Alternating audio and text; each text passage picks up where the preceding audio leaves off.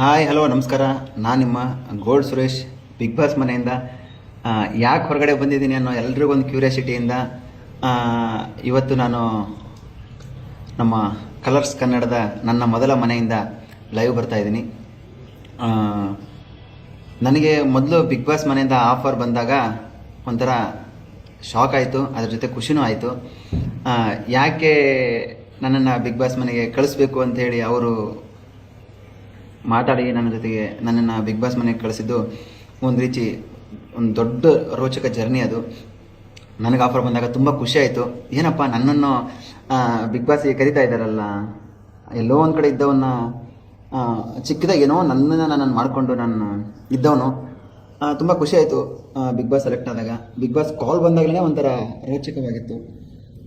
ಅದರ ಮಧ್ಯದಲ್ಲಿ ಮನೆ ಒಳಗಡೆ ಹೋಗಿ ಸುಮಾರು ದಿನಗಳು ನನ್ನ ಆಟನ ನಾನು ಆಡಿ ಸಡನ್ನಾಗಿ ಯಾಕೆ ಹೊರಗಡೆ ಬಂದೆ ಅನ್ನೋ ಒಂದು ಕ್ಯೂರಿಯಾಸಿಟಿ, ಒಂದು ಕುತೂಹಲ ಎಲ್ರಿಗೂ ಇದೆ. ಆ ಕುತೂಹಲಕ್ಕೆ ಇವತ್ತು ನಾನು ಫುಲ್ ಪಾಯಿಂಟ್ ಇಡ್ತಾ ಇದ್ದೀನಿ. ನಾನು ಮನೆ ಒಳಗಡೆ ಹೋಗೋಕ್ಕಿಂತ ಮುಂಚೆನೂ ಕೂಡ ನನ್ನದೇ ಆದಂಥ ಒಂದು ಬಿಸ್ನೆಸ್ನ ನಾನು ಹ್ಯಾಂಡಲ್ ಮಾಡ್ತಾಯಿದ್ದೆ. ನಾನೇ ನೋಡ್ಕೋತಾ ಇದ್ದೆ, ಬೇರೆ ಯಾರೂ ನೋಡ್ಕೋತಾ ಇರಲಿಲ್ಲ. ಏನಾಗೋದು ಅಂತಂದರೆ, ಬಿಸ್ನೆಸ್ನ ನಾನಿದ್ದು ಮಾಡೋದಕ್ಕೂ ನಾನು ಬೇರೆಯವ್ರಿಗೆ ಅದನ್ನು ಕೊಟ್ಟು ನೋಡ್ಕೊಳ್ಳಿ ಅಂತ ಹೇಳಿ ಹೋಗಿದ್ದು ತುಂಬ ಅದು ತಪ್ಪಾಗುತ್ತೆ. ಆ್ಯಕ್ಚುಲಿ ನಾನು ಯಾರನ್ನೂ ದೂಷಿಸೋಕ್ಕೆ ಇಷ್ಟಪಡಲ್ಲ. ಇಲ್ಲಿ ಎಲ್ಲರೂ ನನ್ನ ಸ್ನೇಹಿತರುಗಳು. ಏನಾಯಿತು ಅಂದರೆ, ನನ್ನ ಧರ್ಮಪತ್ನಿಗೆ ನನ್ನ ಬಿಸ್ನೆಸ್ನ ನಾನು ನೋಡ್ಕೊಳ್ಳೋಕ್ಕೆ ಹೇಳೋಗಿದ್ದೆ. ಅವರಿಗೆ ಆ ಬಿಸ್ನೆಸ್ನ ಹ್ಯಾಂಡಲ್ ಮಾಡೋಕ್ಕಾಗಲಿಲ್ಲ. ಯಾಕಂದರೆ ವರ್ಕ್ ಪ್ರೆಷರ್ ಜಾಸ್ತಿ ಆಯಿತು. ವರ್ಕ್ ಪ್ರೆಷರ್ ಜಾಸ್ತಿ ಆದಾಗ ಎಲ್ರಿಗೂ ಅನಿಸುತ್ತೆ, ಯಾಕಂದ್ರೆ ಒಂದೊಂದು ಸಲ ನಮಗೂ ಕೂಡ ಆ ಥರ ಫೀಲ್ ಆಗುತ್ತೆ. ಎಲ್ಲಿ ಆ ನಿರ್ಧಾರ ತೊಗೊಳೋದ್ರಲ್ಲಿ ನಾವು ಎಡುತ್ತೀವೋ ಅನ್ನೋ ಒಂದು ಆತುರ ಗೊಂದಲದಲ್ಲಿ ನಾವು ಇರ್ತೀವಿ. ಅದೇ ಗೊಂದಲದಲ್ಲಿ ನನ್ನ ಧರ್ಮಪತ್ನಿ ಕೂಡ ಇದ್ದರು. ಆ ಗೊಂದಲದಿಂದ ನಾನು ಹೊರಗಡೆ ಬಂದು ನನ್ನ ಧರ್ಮಪತ್ನಿಗೆ ಸಪೋರ್ಟ್ ಮಾಡಬೇಕಾಗಿತ್ತು. ಆ ಕ್ಷಣಕ್ಕೆ ಅವಳ ಜೊತೆಗೆ ಸಾಥ್ ಕೊಟ್ಟು ಅವಳಿಗೆ ನಿಲ್ಲಬೇಕಾಗಿತ್ತು. ಆ ಒಂದು ಕಾರಣಕ್ಕೋಸ್ಕರ ನಾನು ಹೊರಗಡೆ ಬರಬೇಕಾಯಿತು. ನಾನು ಹೇಗೆ ಒಳಗಡೆ ಹೋಗಿದ್ದು ಮನೆ ಒಳಗಡೆ, ಅದೇ ರೀತಿ ಹೊರಗಡೆ ಬರಬೇಕು ಅಂತ ಬಿಗ್ ಬಾಸ್ ಆಶೆನೂ ಕೂಡ ಆಗಿತ್ತು. ಅದೇ ರೀತಿಯಾಗಿ ನಾನು ಹೊರಗಡೆ ಬಂದಿದ್ದೀನಿ. ಈಗ ಯಾವುದೂ ತೊಂದರೆಗಳಿಲ್ಲ, ಎಲ್ಲವೂ ತುಂಬ ಚೆನ್ನಾಗಿದೆ. ಬಿಸ್ನೆಸ್ಸು ಕಂಟ್ರೋಲಿಗೆ ಬಂದಿದೆ. ಹೊರಗಡೆ ಸುಮಾರು ಥರ ಸುದ್ದಿಗಳನ್ನ ಕೊಡ್ತಾ ಇದ್ದಾರೆ. ಅದು ಯಾವುದಕ್ಕೂ ಬೇಜಾರಿಲ್ಲ. ಎಲ್ಲ ನನ್ನ ಸ್ನೇಹಿತರುಗಳು ಕೊಡಲಿ, ಅವರು ಚೆನ್ನಾಗಿರಲಿ ಅಂತ ಬಯಸೋನು ನಾನು. ನಾನೇನು ಅನ್ನೋದು ನನ್ನ ಸ್ನೇಹಿತರುಗಳಿಗೆ, ನನ್ನ ಅಕ್ಕಪಕ್ಕ ಇರೋರಿಗೆ, ನನ್ನನ್ನು ನಂಬಿರೋವಂಥವ್ರಿಗೆ, ನನ್ನ ಅಭಿಮಾನಿಗಳಿಗೆ ಗೊತ್ತಿದ್ರೆ ಸಾಕು. ಬೇರೆ ಯಾವುದಕ್ಕೂ ಊಹಾಪೋಹಗಳಿಗೆ ತಲೆ ಕೊಡುವಂಥ ಅವಶ್ಯಕತೆ ಇಲ್ಲ. ಮನೆ ಒಳಗಡೆ ಹೋಗ್ಬೇಕಾರೆ ತುಂಬ ವೇಟಲ್ಲಿ ಮನೆ ಒಳಗಡೆ ಹೋಗಿದ್ದೆ. ಮನೆಯಿಂದ ಹೊರಗಡೆ ಬರ್ಬೇಕಾದ್ರೆ ತುಂಬ ವೀಕಾಗಿ ಮನೆಯಿಂದ ಹೊರಗಡೆ ಬಂದಿದ್ದೀನಿ. ಯಾಕಂದರೆ ನನ್ನದೇ ಆದಂಥ ಕಾಲು ನೋವು ಇರೋದ್ರಿಂದ ಹಿಡ್ಕೊಂಡು ಅದ್ರ ಮಧ್ಯದಲ್ಲಿ ಆರೋಗ್ಯದ ಸಮಸ್ಯೆ ತುಂಬ ಏರುಪೇರುಗಳು ಕಾಡ್ತಾ ಇತ್ತು. ಆ ಒಂದು ರೀಸನ್ಗೋಸ್ಕರ ಹೊರಗಡೆ ಬಂದಿದ್ದೀನಿ. ಈಗ ಪರವಾಗಿಲ್ಲ, ಆರೋಗ್ಯನೂ ಸುಧಾರಿಸ್ಕೊಡ್ತಾ ಇದ್ದೀನಿ. ಅದ್ರ ಜೊತೆಗೆ ಎಲ್ಲವೂ ಅಂಡರ್ ಕಂಟ್ರೋಲಿದೆ. ನನಗೆ ವೋಟ್ ಮಾಡಿ ನಾನು ಮನೇಲಿ ಉಳಿಬೇಕು ಅಂತ ಎಲ್ಲರೂ ನನ್ನ ಸಪೋರ್ಟ್ ತುಂಬ ಮಾಡಿದ್ದೀರಾ. ಅವ್ರಿಗೆಲ್ರಿಗೂ ನಾನು ತಲೆಬಾಗಿ ಸಾಷ್ಟಾಂಗ ನಮಸ್ಕಾರ ಮಾಡ್ತೀನಿ. ಯಾಕಂದರೆ ಎಲ್ಲೋ ಉತ್ತರ ಕರ್ನಾಟಕದಿಂದ ಬಂದು ಬೆಂಗಳೂರಲ್ಲಿ ನೆಲೆ ನಿಂತವನ್ನ ಒಂದು ಮಟ್ಟಕ್ಕೆ, ಈ ಮಟ್ಟಕ್ಕೆ ನನ್ನನ್ನು ತಗೊಂಬಂದು ನಿಲ್ಲಿಸಿದ್ದೀರಿ. ಎಲ್ರಿಗೂ ನಾನು ಆಭಾರಿಯಾಗಿರ್ತೀನಿ. ಯಾವತ್ತೂ ಕೂಡ ಆ ಪ್ರೀತಿ ವಿಶ್ವಾಸನ ನಾನು ಹಾಗೆ ಉಳಿಸ್ಕೊಳ್ತೀನಿ ಅಂತ ಹೇಳಕ್ಕೆ ಇಷ್ಟಪಡ್ತೀನಿ. ಯಾರು ತಪ್ಪು ತಿಳ್ಕೊಂಬೇಡಿ. ಮತ್ತೆ ಏನಾದರೂ ಬಿಗ್ ಬಾಸಿಂದ ಅವಕಾಶ ಸಿಕ್ಕಿದ್ರೆ, ಅವಕಾಶ ಸಿಕ್ಕಿದ್ರೆ ನಿಜವಾಗ್ಲೂ ಹೋಗ್ತೀನಿ. ನನ್ನ ಕಡೆಯಿಂದ ನಿಮಗೆ ಯಾರ್ಯಾರಿಗೆ ನಿರಾಶೆ ಆಗಿದೆ ಅವರೆಲ್ಲರಿಗೂ ನಾನು ಕ್ಷಮೆ ಕೇಳ್ತೀನಿ. ಯಾಕಂದರೆ ನನ್ನದೇ ಆದಂತಹ ಬಿಸ್ನೆಸ್ ಇದೆ. ನನಗೆ ಬಿಗ್ ಬಾಸ್ ಮನೆ ಎಷ್ಟು ಮುಖ್ಯ ಆಗಿತ್ತೋ ಅಷ್ಟೇ ಮುಖ್ಯ ನನ್ನ ಬಿಸ್ನೆಸ್ ಕೂಡ ಆಗಿದೆ. ಮನೆ ಒಳಗಡೆ ಇರೋದು ನಾನು ಎಷ್ಟು ಮುಖ್ಯವೋ, ಮನೆ ಹೊರಗಡೆ ಇದ್ದು ನನ್ನನ್ನು ನಂಬಿರುವಂತಹ ಸುಮಾರು ಫ್ಯಾಮ್ಲಿಗಳಿಗೆ ನಾನು ಆಸರೆ ಆಗಬೇಕಾಗಿದ್ದು ಉಂಟು. ಆ ಒಂದು ಕಾರಣಕ್ಕೋಸ್ಕರ ಹೊರಗಡೆ ಬಂದಿದ್ದೇನೆ. ಅದಕ್ಕೆ ಯಾರು ತಪ್ಪು ತಿಳ್ಕೊಂಬಿಡಿ. ಬಿಗ್ ಬಾಸ್ ಮನೇಲಿ ತುಂಬ ಮಿಸ್ ಮಾಡ್ಕೋತಾ ಇದ್ದೀನಿ ಎಲ್ಲರೂ ಕೂಡ.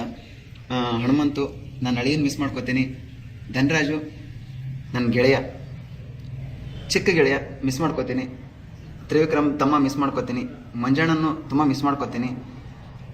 ಅದರ ಜೊತೆಗೆ ರಜತ್ತು, ಗೌತಮಿ ಅವರು, ಐಶ್ವರ್ಯ ಅವರು, ಚೈತ್ರ ಕುಂದಾಪುರ ಅವ್ರನ್ನ ಎಲ್ಲರೂ ಮಿಸ್ ಮಾಡ್ಕೋತೀನಿ.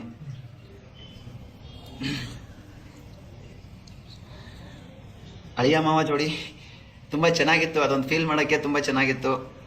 ಹನುಮಂತು ಬಂದ ತಕ್ಷಣವೇ 2ನೇ ದಿನಕ್ಕೇ ಮಾವ ಅಂದ್ಬಿಟ್ಟ ನನಗೆ. ನಾನು ಅಳಿಯ ಅಂತ ರಿಯಾಕ್ಟ್ ಮಾಡಿದೆ.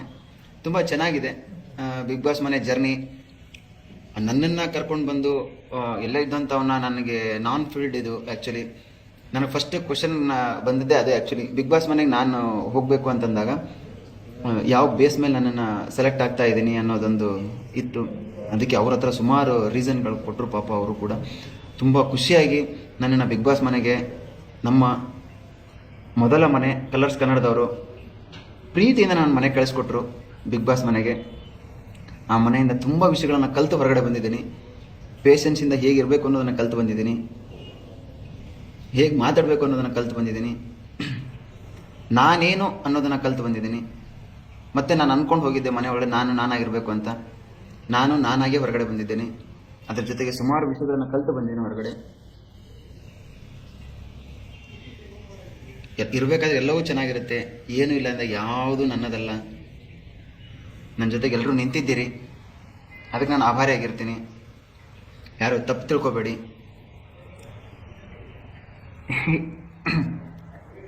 ಈ ಮನೆಯಿಂದ, ಬಿಗ್ ಬಾಸ್ ಮನೆಯಿಂದ ನಾನು ತುಂಬ ಮಿಸ್ ಮಾಡ್ಕೊಳ್ಳೋದಂದರೆ ಟಾಸ್ಕ್ಗಳನ್ನ. ಯಾಕಂದರೆ ನನಗಿದ್ದದ್ದೇ ಟಾಸ್ಕ್. ಯಾಕಂದರೆ ನಾನೊಬ್ಬ ರೈತನ ಮಗನಾಗಿ ಹಳ್ಳಿಯಲ್ಲಿದ್ದು ವಾತಾವರಣದಲ್ಲೂ ಬೆಳೆದಿದ್ದಿದೆ. ನನಗೆ ಯಾವುದೇ ಥರದ ಟಾಸ್ಕ್ಗಳು ಆಡೋದಕ್ಕೆ ಏನೂ ತೊಂದರೆ ಆಗ್ತಾ ಇರಲಿಲ್ಲ. ಒಂಥರ ಏನೋ ಚೆನ್ನಾಗಿ ಟಾಸ್ಕ್ಗಳನ್ನ ಖುಷಿಯಾಗಿ ಜಾಲಿ ಅನ್ನೋ ಥರ ಟಾಸ್ಕ್ನ ಆಡ್ತಾಯಿದ್ವಿ. ಮನೆ ವಯಸ್ಸಲ್ಲಿ ಸುಮಾರು ವಿಷಯ ಬರೋದು, ಅದೆಲ್ಲವನ್ನು ನಾನು ಪ್ರೂವ್ ಮಾಡಿಕೊಂಡು ಹೊರಗಡೆ ಬಂದಿದ್ದೀನಿ ಅನ್ನೋ ಫೀಲ್ ಇದೆ ನನಗೆ. ಬಟ್ ಹೊರಗಡೆ ಬರೋದಕ್ಕೆ ಮೂಲ ಕಾರಣ ನನ್ನ ಧರ್ಮಪತ್ನಿಗೆ ನನ್ನ ಬಿಸ್ನೆಸ್ಸನ್ನು ಕಂಟ್ರೋಲ್ ಮಾಡೋ ಆಗಲಿಲ್ಲ. ಆ ಒಂದು ಕಾರಣಕ್ಕೋಸ್ಕರ ನಾನು ಹೊರಗಡೆ ಬಂದಿದ್ದೀನಿ. ಇದನ್ನು ಎಲ್ರಿಗೂ ನಾನು ಕ್ಲಾರಿಟಿ ಕೊಡ್ತೀನಿ. ಇನ್ನೊಂದು ಸಲ ನನ್ನ ಅವಕಾಶ ಸಿಕ್ತು ಅಂದರೆ ಅದನ್ನು ನಾನು ಮತ್ತೆ ಪ್ರೂವ್ ಮಾಡ್ಕೊಳ್ಳೋದಕ್ಕೆ, ಬಿಗ್ ಬಾಸ್ ಮನೆಗೆ ಹೋಗೋದಕ್ಕೂ ನಾನೇನು ಹಿಂದೆ ಸರಿಯಲ್ಲ. ಎಲ್ರಿಗೂ ಒಳ್ಳೆಯದಾಗಲಿ ಅಂತ ಹೇಳ್ತಾ ನನ್ನ ಮಾತುಗಳನ್ನು ಮುಗಿಸ್ತೀನಿ. ಎಲ್ರಿಗೂ ನಮಸ್ಕಾರ.